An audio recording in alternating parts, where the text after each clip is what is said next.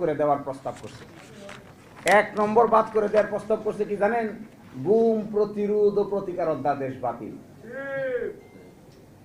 মানুষ মানে প্রায় 5 কোটি বাচ্চার জন্ম দিছে, এখন থেকে সরা যাচ্ছে না।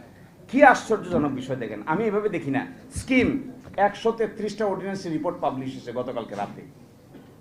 133টা অর্ডিন্যান্স। সংস্কারের 2 ভাগ দেখেন।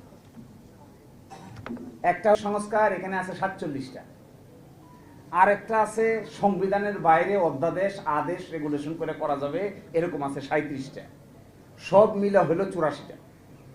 এই 47টার ভিতরে একমত হয়েছে 30টা, বাকি থাকে 17টা। আর এখানে 37টার ভিতরে কাজ করতে গিয়ে সরকার জারি করছে 133টা।